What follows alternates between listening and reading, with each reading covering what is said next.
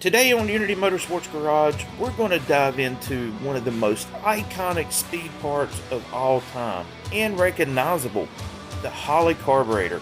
We're going to talk about where it came from in its humble beginnings on a 1957 T-Bird in an OE application to where it's at in 2022. The winningest carburetor of all time, hands down. This wasn't by accident. We're going to discuss the many variations of the Holley carburetor, the 4150, the 4160, and the Dominator series, and talk about the history through the progression through the years that gave us the end result, the Holley carburetor that we all know and love. The Holley carburetor that we have all come to know and respect debuted in 1957 on the Ford Thunderbird. And during the 1950s, as power levels of engines kept increasing, so did the demand of having a larger carburetor. While there were other carburetors available at the time, Ford engineers realized that those carburetors could not supply the air-fuel demand of these increased power level engines. So they contacted Holley, and the 4150 was born at that point. Even though it was a vacuum secondary carb, it was a true 4150 as it had dual metering blocks. It didn't take the other auto manufacturers long to realize the value of the Holley carburetor. With its increased size, many things could be done with it. In fact, AMC was the first one to approach Holley to create what's been known as a 4160. A 4160 carburetor is different than the 4150 in the fact that it's a more economically designed carburetor. It doesn't have a rear metering block as the 4150 does, and thus it's cheaper to manufacture. The interesting part about the picture that you're looking at is, even though this is a 4160, it is not a vacuum secondary carb. It is mechanical secondaries, and it doesn't have a rear accelerator pump. So that would be quite interesting to see how this thing would actually drive. In the early 1960s, NASCAR was taking the country by storm as the speeds kept increasing on the racetracks of Daytona and other superspeedways. Smokey Yunick, no less, tried to figure out a way to get a larger carburetor. He took an existing Holley truck carburetor and combined the main body with Bondo and pot metal to create an 850 CFM unit. He presented this carburetor to Pontiac because he felt like it needed more airflow. Pontiac wasn't interested. They said they didn't need the extra airflow. So after a few months, Chevrolet came calling, wanting to take a look at it, and shortly thereafter, a deal was made with Holley to create the 3310. This carburetor would be used on the then new Mark IV 396 cubic inch Chevelle for 1965. Up until this point, Holley's had mostly been used on exclusive race cars, such as the Hemi and the Camry. But it was the 3310 that really set the ball in motion for the aftermarket support, meaning that this was going to be sold to the public, and boy was it a huge success.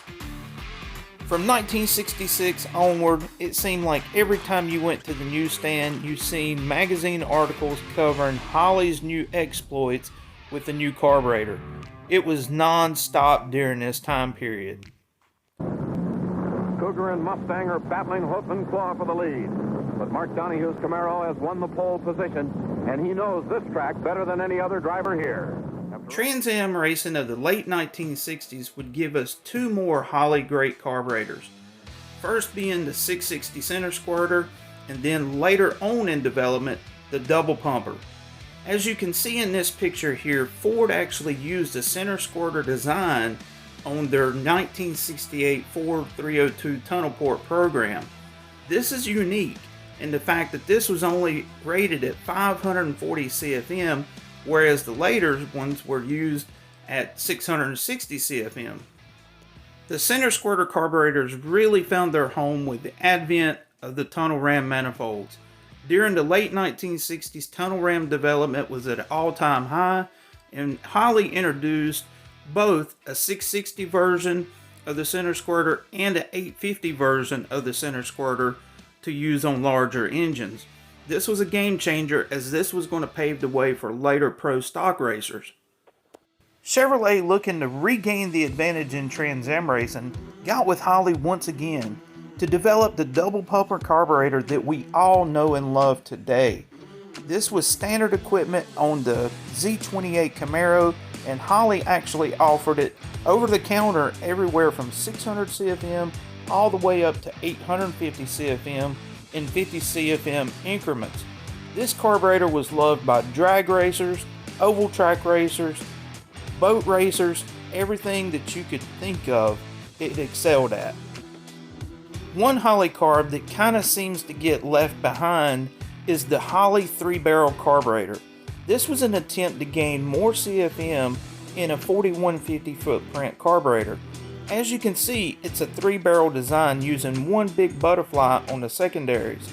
It was rated at 950 CFM with down leg boosters, as you can see here, and 1050 CFM with these tube type boosters, as you can see right here.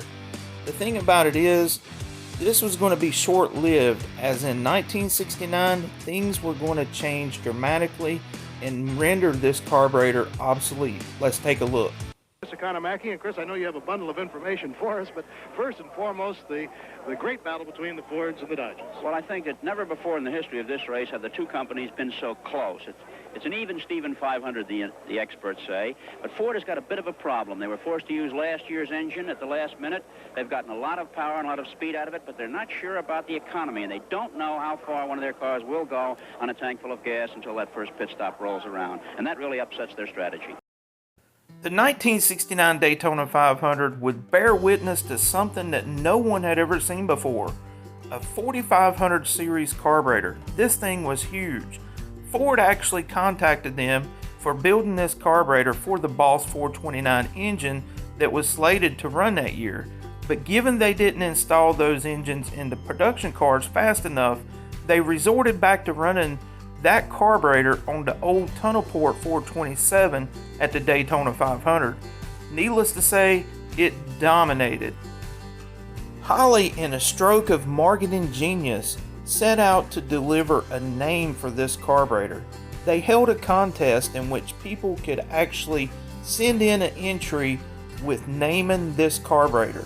The winner would be flown out to the Winter Nationals and be presented one of the Dominators, just like Leroy Yarborough had on his car when he won the Daytona 500.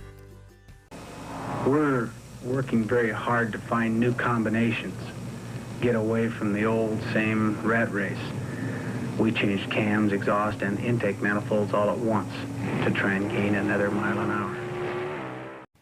And just like that, cars running Pro Stock went from running low 10s in a quarter mile to all of them being 9-second contenders. This due in part to the new Holley Dominator. The Dominator would go on to run every Pro Stock race up until they switched to fuel injection just a few years ago. Just to show you how viable this unit was, and winning races it did. As performance died out in the early 1970s, this didn't stop Holley. Holley continued their marketing towards racers and hot rodders alike with huge success. They come out with their own line of intake manifolds, fuel pumps, spark plugs, you name it, Holley was in it. And this was going to pave the way for the future for performance enthusiasts all around. Also during this time, books became available on tuning the Holley carburetor, whether it was getting maximum fuel economy or all-out maximum performance. The information that was in the upper hands were now in the hands of the average Joe, and many of these books were written by my good buddy and mentor David Vizard and are still valuable today. 1985 would mark the end of an era. The 1985 Mustang GT would be the last American production car to come equipped with a Holley 4-barrel carburetor. The carburetor in question was actually a 4180 series, but it paid homage to the 1957 Thunderbird, as it was the last American production car with the Holley carburetor. As the 1990s come along, Holley upgraded their lines with the HP series.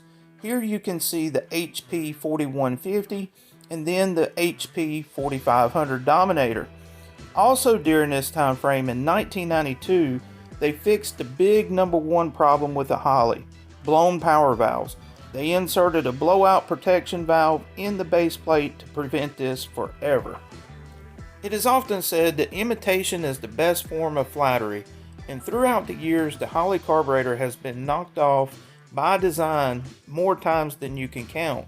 But that hasn't stopped Holley from continuing developing new products and improving its product line as time goes on. It's 2022 and fuel injection is now a dominant force at the racetrack, but let's not overlook the fact of what the Holley carburetor has contributed to the sport as a whole. It is the most recognized speed part of all time, hands down. Won more races than all other carburetor manufacturers combined. And I think, in my opinion, it is the greatest speed part of all time for those reasons. So I hope you like this video, and until next time, this is Andy from Unity Motorsports Garage. I will catch you later.